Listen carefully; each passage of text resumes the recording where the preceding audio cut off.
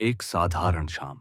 रोहन एक आदिवासी कावड़िया गंगा जल लेकर अपनी पवित्र यात्रा पर था। लेकिन एक छोटी सी गलती, पुलिस गाड़ी का शीशा टूटना, ने उसका जीवन बदल दिया। एक इंस्पेक्टर ने उस पर थप्पड़ जड़ दिया, थप्पड़ जो नफरत और शक से भरा था। रोहन का अपमान हुआ, उसका मन टूट गया। यह सिर्फ उसकी कहानी नहीं, यह उस सच की कहानी है जो समाज में छिपा है। क्या रोहन इस अंधेरे से निकल पाया, या यह थप्पड़ उसे एक नए रास्ते पर ले गया? जानने के लिए देखिए।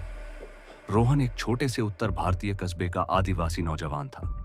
उसका चेहरा सांवला, लिबास साधारण और आंखों में अपने पिता की याद। हर साल वह कांवर यात्रा में गंगा जल लेकर मंदिर जाता था। गंगा जल का लोटा कंधे पर, नंगे पांव वह भजनों में डूबा चलता था।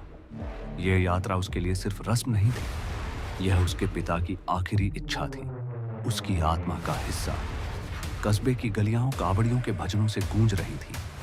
रोहन का आदिवासी लिबास और गहरी त्वचा उसे भीड़ में अलग बनाती थी, लेकिन उसे इसकी परवाह नहीं थी। लेकिन उस दिन भीड़ भरी सड़क पर रोहन का कांवर एक खड़ी पुलिस गाड़ी से टकरा गया।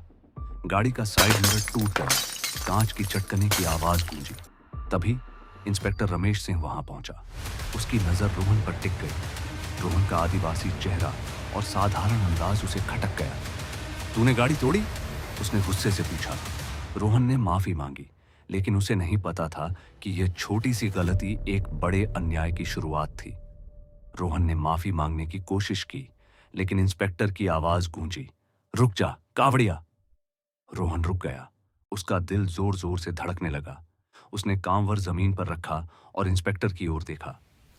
साहब, यह गलती से हुआ, मैं नुकसान भर दूंगा, उसने शांत स्वर में कहा। लेकिन इंस्पेक्टर का चेहरा कठोर था। तेरे जैसे आदिवासी यहां क्या कर रहे हैं? गंगा जल लेकर भक्ति का ढोंग, और अब पुलिस की गाड़ी तोड़ दी। उसकी आवाज में तिरस्कार था, नफरत थी। रोहन ने जवाब दिया, साहब, यह मेरे पिता की आखिरी इच्छा थी, मैं हर साल आता हूं। लेकिन इंस्पेक्टर ने उसकी बात काट दी।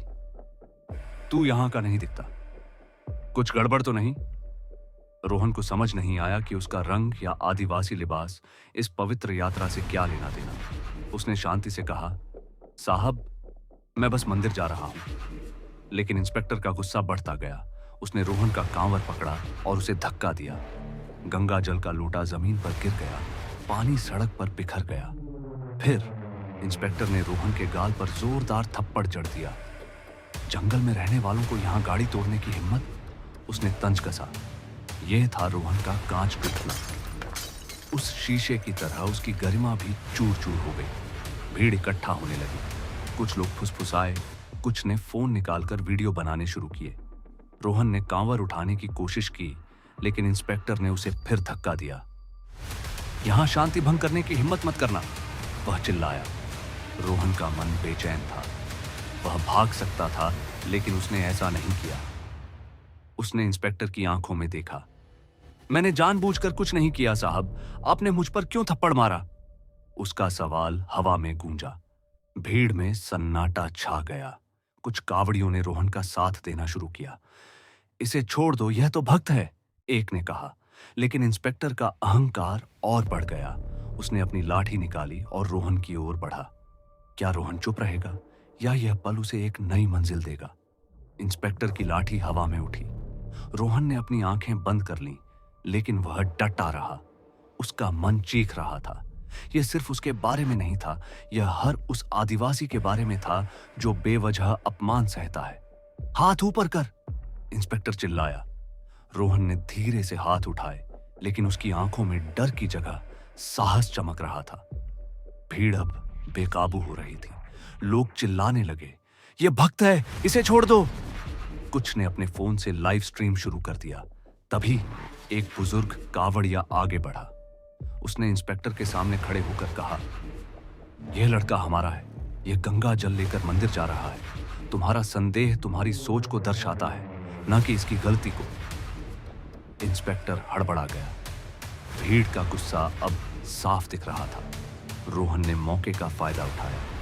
उसने शांत स्वर में कहा, साहब, अगर मेरा आदिवासी चेहरा आपको गलत लगता है, तो यह मेरी नहीं, आपकी समस्या है। उसके शब्द तीर की तरह चले। इंस्पेक्टर की लाठी नीचे आ गई। वह चुप था, शायद शर्मिंदगी से। भीड़ ने तालियां बजाना शुरू किया। यह सिर्फ रोहन की जीत नहीं थी, यह उस सच की जीत थी जो सालों से दबा हुआ था। लेकिन रोहन का सफर यहीं खत्म नहीं हुआ। यह थप्पड़ और टूटा शीशा उसका कांच टूटना था, जिसने उसे एक नया रास्ता दिखाया। उस रात रोहन मंदिर पहुंचा, लेकिन वह वही रोहन नहीं था। टूटे शीशे और इंस्पेक्टर के थप्पड़ ने उसके मन को चूर चूर कर दिया था, पर उसने हार नहीं मानी। उसने ठान लिया कि वह इस अन्याय को बदल देगा। उस वायरल वीडियो ने पूरे कस्बे को हिला दिया। लोग सड़कों पर उतर आए, आदिवासियों के खिलाफ भेदभाव को खत्म करने की मांग करने लगे। इंस्पेक्टर रमेश सिंह को निलंबित कर दिया गया, लेकिन रोहन के लिए यह काफी नहीं था। उसने पढ़ाई शुरू की, रात दिन मेहनत की और अपने दर्द को ताकत बनाया। कई साल बाद रोहन एक आईपीएस अधिकारी बनकर उसी कस्बे में लौटा। उसकी वर्दी में वही साहस था जो उस दिन सड़क पर चमका था। उसने न सिर्फ अपने समुदाय के लिए, बल्कि हर उस इंसान के लिए काम किया जो भेदभाव का शिकार था। उसकी कहानी ने कस्बे को बदल दिया। मंदिर में अब कावड़ियों के साथ साथ लोग रोहन के साहस की बात करते थे। यह कहानी सिर्फ रोहन की नहीं है, यह हर उस आदिवासी की कहानी है जो अपमानित होने पे जो फिर उठ खड़ा होता है। ये सवाल हम सबके सामने है, हम कब तक चुप रहेंगे? क्या हम अपने समाज को बदलने के लिए रोहन की तरह हिम्मत दिखाएंगे, या यह कहानी भी भुला दी जाएगी? अपनी आवाज उठाइए, क्योंकि बदलाव हमसे शुरू होता है।